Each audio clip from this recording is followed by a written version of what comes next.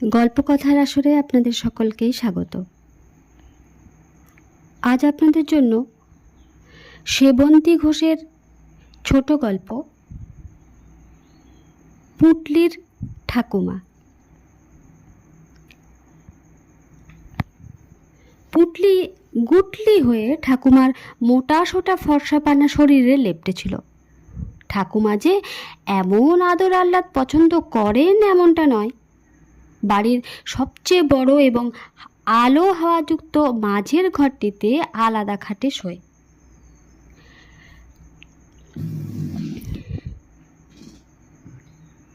ঠাকুরদার খাটের পাশের জানলা একটাই, চাপা ওদিকটা। মা আড়ালে বলে একেশ্বরী। পুটলি বলে, বলো না, বিয়ের আগে তোমাকে ওই যে গ্রামের বাড়ির খিড়কি পুকুরে একজন প্রপোজ করেছিল, ওই গল্পটা। বাগেশ্বরী রেগে ঠোনা মারেন, বলে, খালি বাজে কথা, পড়তি বস। পড়াশোনা না শিখে বোকা গাধা হয়ে থাকলে চলবে? হেমচন্দ্র নবীনচন্দ্র পড়তে হবে, মধুসূদন পুরোটা মুখস্থ করতে হবে। পুটলি ওই ফাঁদে পড়ে না, এখন সে পড়ার মুডে নেই। ঠাকুমা কথা ঘোরাচ্ছে। জানা গল্পটা নিজেই আবার বলে, তুমি খিড়কির পুকুরে স্নান করতে গেলে, সেদিন একাই ছিলে, জল থেকে উঠেছ, আর অমনি সেই নায়ক ঘাটে দাঁড়িয়ে বলছে, ও বাগি, আমাকে বিয়ে করবি? কি আনরোমান্টিক! কাদামাখা পুকুর পাড়ে দাঁড়িয়ে স্ট্রেট বিয়ের প্রস্তাব। কিন্তু তার পরের ঘটনাটাই হলো আসল। জমিদারের মেয়েকে সাধারণ ঘরের ছেলে বিয়ের প্রস্তাব দিচ্ছে। কোনোদিন তার নাম বললে না তুমি? মার্ডার হয়ে যায়নি তো ছেলেটা? বাগেশ্বরীর মনোভাব বোঝা যায় না, কারণ যতক্ষণ জেগে থাকে চবর চবর পান চিবোয়। পানের পটলা মুখের একদিকে সরিয়ে বিরক্ত গলায় বলে, অত মনে রাখতে পারি নাকি? রাগেশ্বরীর জীবিত 7 ছেলে মেয়ে, মৃত আরও গোটা 5। সব ঘরে কম করে 2 নাতি নাতনি নিয়ে ভরা সংসার। পুটলির বাবা আর ছোট কাকা একসঙ্গে থাকে, বাদ বাকি ছেলে মেয়ে অন্য বাড়িতে অন্য শহরে ছড়িয়ে ছিটিয়ে আছে। অন্য ছেলে মেয়ের ঘরে নাতি আছে বলে তাদের নিয়ে আলাদা করে কোনো আদিক্ষেতা নেই। পুটলিরা 2 বোন, ভাই নেই বলে ঠাকুরদা ঠাকুমার কোনো হেলদোল নেই। সময় পেলেই যে দুজনকে কাছে ঘ্যান ঘ্যান করে, বিরক্ত করে। পুটলি বাগেশ্বরীর এই 80 বছরের শরীরটার সঙ্গে 11 বছরের বালিকাটিকে মেলাতে গিয়ে হেসে ফেল। মাঝারি জমিদার বাড়ির মেয়ে বাগেশ্বরী তার বড় 2 দাদার সঙ্গে তাদেরই মতো খাকি হাফ প্যান্ট শার্ট পরে হাঁটে যেত। তার 2 দাদা প্রায় হপ্তাতলা জমিদার পুত্রের মতোই মেজাজি ছিল। পুটলি জানতে চাই, কি করতে গিয়ে? জিনিসপত্র লেথতি যেতাম, ওরা যেমনটা করত। অম্লান বদনে বলে ঠাকুমা। যা তা, কি খারাপ! ওই 1918-19 সালের মেয়ে হয়ে তুমি হাটের জিনিসে লাথি মারতে মারতে যাচ্ছ? অবিশ্বাস্য ঘটনা। বাংলা সিনেমায় এরকম অত্যাচারী জমিদারদের দেখায়। তুমি তো আবার সেটা খুব মন দিয়ে দেখো। বাগেশ্বরীকে একদিনের জন্য জমিয়ে ঘর কন্যা রান্নাবান্না করতে দেখেনি পুটলি। ওর ছোটবেলায় যখন বাড়িতে গ্যাস আসেনি, সামনে তোলা উনুন সাজিয়ে মোড়া পেতে সব কিছু গুছিয়ে দিলে ছেলে পুলেদের জন্মদিনে পায়েসটুকু করে তাতে তিল ছিটিয়ে দিত। ব্যাস, তারপর পরিপাটি চওড়া পাড় সাদা শাড়ি, কানে কানপাশা, হাতে ভারী সোনার বালা পরে এক প্রস্ত গল্পের বই নিয়ে বসে পড়া। মেঘনাদ বধের 4র্থ সর্গ এখনো মুখস্থ। তবে ইদানিং যুক্ত হয়েছে সাদা কালো টিভি। বাবা যেই ঠাকুমার ঘরে টিভি এনে রাখলো, ঠাকুমা অমনি বেশ সেজে গুজে টিভির সামনে বসেছে। খবর শুরু হলো। ঠাকুমা বাবাকে জিজ্ঞেস করলো, বালু, ওরা কি আমাদের দেখতে পায়? আড়ালে হাসাহাসি শুরু হলো, কারণ মহারানীর সামনে তো হাসা যাবে না। তার জন্য ঘন দুধ আসে, না হলে এক বাটি থেকে আরেক বাটিতে দুধ ঢালতে ঢালতে বলে, বৌমা, এ তো জলবৎ তরলং। দুধে যে জল না মিশিয়ে খেতে নেই, সে ওকে কে বোঝাবে? ঠাকুরদা সারা দিন মাকে নিয়ে বাড়ির কাজের লোকেদের দেখাশোনা করে, আর ঠাকুমা বই পড়ে, বাগান করে। ঠাকুমার কাছে ওর নামে কোনো গল্প করে সুখ নেই, কিন্তু পুটলির খুব ইচ্ছে সব কান পেতে শোনে। মণি কাকিমা নাকি মায়ের জিনিস, বাবার রেকর্ড চুরি করেছে। ঠাকুমা রেগে বলে, ছেলেপুলেদের ওতে কান দিতে হবে না। পাশের বাড়ির জবাদির মা ছুটির দিনে জবাকে হলুদ আর সর বাটা মাখায়। এ বাড়িতে সেসব মুখে মাখার নয়, সব খাদ্য। যেমন মা তেমন ঠাকুমা, খালি খাও এবং পড়ো। মা দুবেলার মাছ দেখে ঠাকুমাকে জিজ্ঞেস করলো, এবেলা কোনটা খাবেন? ঠাকুমা বলল, দুটোই দাও, দিদি তো আর পাতে পড়ে থাকবে না নে। ঠাকুমার বোন সোমেশ্বরী দিদা বলে, দিদির চিরকাল অমন।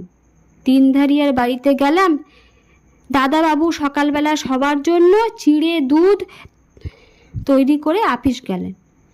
ও মা, দিদি দেরিতে উঠে বললে, সব ফেলে দিতে বল, শৈলালে ময়দাকে মাখতে বল, সঙ্গে ইস্কুশ ভাজা।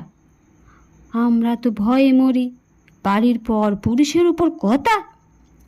ইস্কুশ মানে স্কোয়াশ, জানে পুটলি। তারপর বলে, তারপর কি হলো? দিদা বলে, কি আর হবে, লুচি টুচি খায়ে বেড়াতে চললেন। আমরা সবাই মিলে ঝর্ণা দেখতে গেলাম। দাদাবাবু ফেরলেন, রাগের বালাই নাই। পুটলি হৃষ্ট মুখে বলে, করতো কি ঠাকুমা? চাকরিজীবীর গিন্নি, নো সংসারের কাজ। সোমেশ্বরী বলে, যা আমরা অবসরে করতাম, দিদি খেয়াল মতো তাই করত। খেলনা ট্রেনে করে শিলিগুড়ি থেকে মাছ পাহাড়ে চলে আসতো। দিদি তো একবেলাও মাছ ছাড়া খাতি পারেন না। ওই মাসের আঁশিয়া বড় আনাইতেন দাদাবাবু। রোদে ধুয়ে শুকনো সেগুলো রং করা, ফুটো করে তা ঢুকিয়ে ফুলের ঝাড় তৈরি। দিদির হাতের কাজ অপূর্ব। তারপর সব সেলাই দাদাবাবুই বাঁধিয়ে আনতেন। মাসের আশির আঙুর তলা, বনে ফুল, এলাহি কাণ্ড। সেসব তো তোদের সব জ্যাঠা কাকারা ভাগ করে নিয়েছে।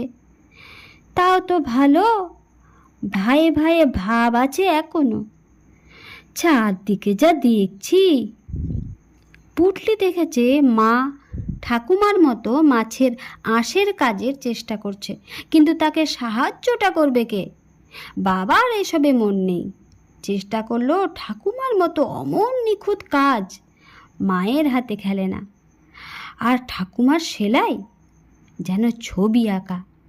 পুটলির ঠাকুমা আবার তার বোন সোমেশ্বরীকে পছন্দ নয় ঠাকুমার, কারণ আড়ালে তাকে জিজ্ঞেস করে, তাদের তো দুটো বোন, বাবার বংশ রক্ষা হবে না। আর কি, তাদের ভাইটাই হবে না। কিন্তু এই সোমেশ্বরী বুড়ির সঙ্গে গল্প করে সুখ আছে। সবার হাড়ির খবর রাখে, একেবারে চোখ ঘুরিয়ে গোল গোল করে গল্প বলে। পুটলি সেই কথাগুলো একেবারে স্পঞ্জের মতো শুষে নেয়। পুটলির চারদিকে তাকিয়ে একটু গলা নামিয়ে বলে, জানো, ঠাকুরদা না ঠাকুমার সব কাজ করে দেয়, এমনকি মুখের সামনে পানের পিক দানি ধরে, ধোক্তা বানায়। আমাদের তো পান ছেঁচতে জীবন শেষ। তারপর ধরো ঠাকুমার জন্য মাছের সবচেয়ে বড় পেটি, সেরা চা, 2টো করে মিষ্টি, ওই চামড়ার গদি মোড়া চেয়ারে একা একা খেতে বসবে, আর আমরা সবাই কাঠের টেবিলে বেঞ্চে। উনি খাবেন সেরা ফুলকো লুচি, আর আমরা চ্যাপটা টেরা বেকা। ঠাকুরদাকে জিজ্ঞেস করেছিলাম, সুপুরি কাটতে কাটতে বলল, উনি তো জমিদারের মেয়ে, ওনারে দেখতে হবে, বোঝো। আমরা যে জমিদারের মেয়ের নাতনি সেটা ঠাকুরদার খেয়াল নেই। সোমেশ্বরী দুঃখিত মুখে বলে, দিদি চিরটা কাল ওই মেয়ে হয়েই থেকে গেলেন, আর আমরা বউ হয়ে উবাদি বাবদি খাটলাম। পুটলি ভাবে, ঠাকুরদা এত রোগা ছিপছিপে ভালো চাকরি করেছে, রান্না বাদে বাড়ির সব কাজ করতে পারত। ঠাকুরমার দাঁত নেই, যখন ছিল ইয়া উঁচু, এই মোটা মোটা বেটে খাটো। ঠাকুমার জন্য ঠাকুরদার এমন জান হাজির হলো কি করে? তার মধ্যে সেদিন ঠাকুমা বলে কি না, এতগুলো ছেলে পুলের কাঁথা কাপড়ও নাকি কাচেনি কোনো দিনও, বাচ্চার হিসু পটিও সাফ করেনি। এ কেমন মা, সংসার একে রেখেছে।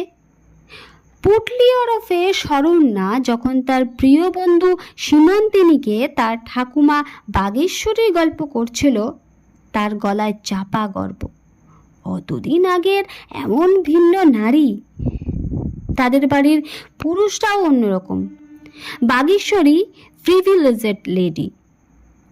সীমন্তনী বলে, সত্যি আশ্চর্য মানুষ, শিল্পী স্বভাব বলতে পারিস।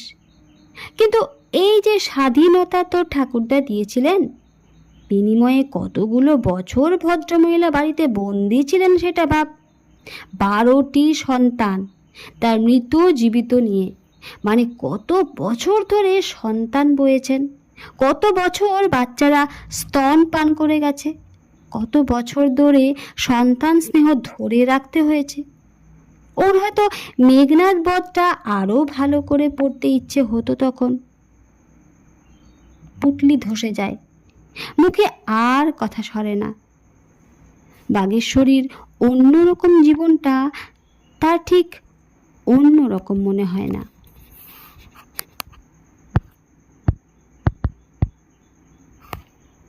নমস্কার।